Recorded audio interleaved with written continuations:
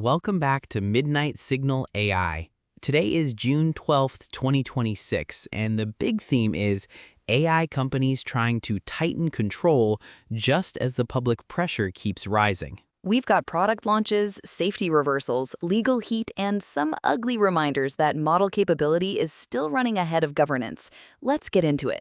First up, from Anthropic, they're introducing Claude Core. The name alone sounds like a signal that Anthropic wants Claude to feel less like a chatbot and more like a standing capability across a broader stack. That matters because the frontier model race is already crowded. Distribution and packaging are becoming the edge. And that's the key. When a company starts naming a core, a class, or a family, it's usually trying to turn a single model into a durable ecosystem. We'll be watching whether Claude Core is about internal teams, partners, or a new public-facing bundle. Either way, it fits the day. Anthropic is clearly trying to grow faster while also defending the story that it takes safety seriously.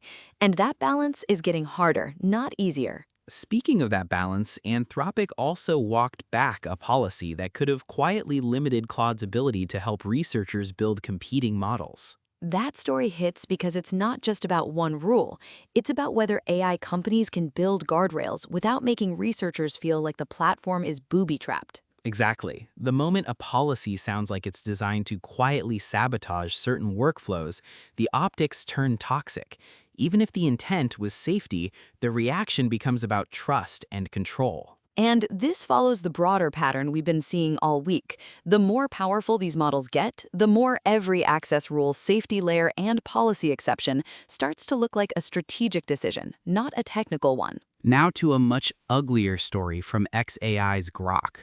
Wired says Grok is still hosting sexualized deepfakes of famous women, including non-consensual content. That's the kind of failure that instantly shifts a product conversation into a legal and ethical one. It's not just moderation being imperfect, it's the platform still containing material that should never have been there in the first place. And to make it more serious, separate reporting from CBC and a privacy commissioner's investigation says Grok's sexual deepfakes violated Canadian privacy law. This is one of those stories where the technology itself isn't the only problem. Distribution, search, hosting, and enforcement all matter. If a system makes it easy to generate abuse and hard to remove it, the company owns the consequences. And that explains why protests around Grok are spilling out of the usual AI circles. There was even a giant Elon Musk effigy in Times Square, which tells you the backlash has become a public symbol issue too. Right. Once the criticism moves from researchers to privacy officials to street-level protest imagery, the company's dealing with reputation damage on multiple fronts at once. Switching gears to OpenAI, CBS News is reporting a lawsuit from a mother who says her daughter confided in ChatGPT the night of her suicide. This one is sobering. The stakes are obviously human first, but from an industry perspective, it also raises the question of what a conversational model is supposed to do when a user's in crisis. And that's a hard line to draw because the public wants both openness and protection. If the model does too little, it's dangerous. If it intervenes too aggressively, people worry about surveillance and overreach. Exactly. So any ruling or settlement here could have ripple effects far beyond OpenAI. Everyone building consumer chat products is going to be watching. On the security and influence front, OpenAI says it caught China-linked groups using ChatGPT to generate anti-American propaganda, according to Android headlines and Benzinga. The important part there is that abuse detection is becoming a product feature. It's not just about what the model can do, but whether the company can see misuse patterns fast enough. And since OpenAI is already under pressure on multiple fronts, every one of these reports adds weight. It's not one problem, it's a stack of them: policy, safety, legality, and geopolitics. Speaking of product and distribution, Yahoo Finance says Chronograph and OpenAI are integrating private markets data into ChatGPT and Codex. That's a very different OpenAI headline than the lawsuit or influence story, but it points in the same direction. ChatGPT is being pushed into more sensitive, higher-stakes use cases. And those use cases are where the business gets real. If you're in finance, you don't want a generic answer engine. You want something with your data, your workflow, and your permissions. Now back to Anthropic.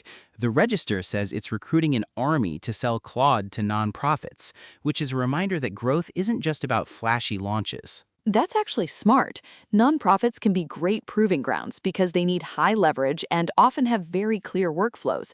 But it only works if the tooling is affordable and easy enough to adopt without a full IT project. And one more Anthropic angle. Multiple outlets say Claude Fable 5 is being framed as the public-facing model, while Mythos 5 is positioned for partners and cyber defenders.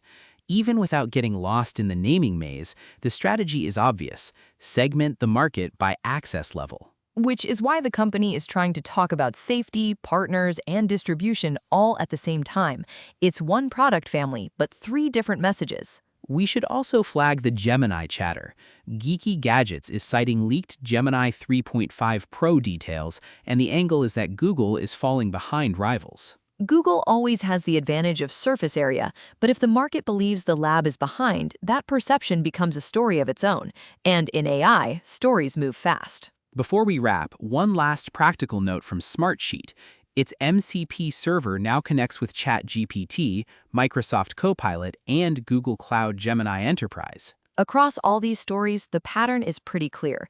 AI companies are racing to expand distribution, but every expansion now comes with a governance tax.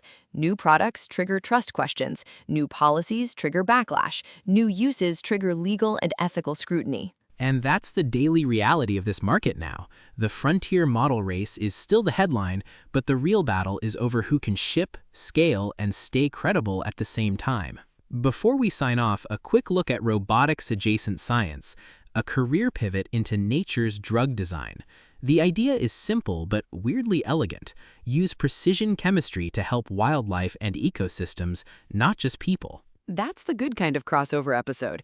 If your lab coat can help a tiger, a turtle, or a very opinionated raccoon, I'm listening. On the hardware side, there's a big silicon-flavored subplot. Musk is reportedly making the rounds with ASML folks as part of a broader chip manufacturing push. That's a very expensive way to say he wants to build more of the machine that builds the machine. It's the kind of plan that sounds half industrial strategy, half moonshot, and fully likely to need a whiteboard the size of a football field. And to end on a lighter note, Taiho turns text to SQL into something almost endearingly human, a system that learns from its mistakes and keeps better notes. Honestly, that's a skill many of us would pay for in a meeting. A database assistant with a memory? That's not just AI, that's a coworker who actually reads the follow-up thread. That's your signal. See you next time.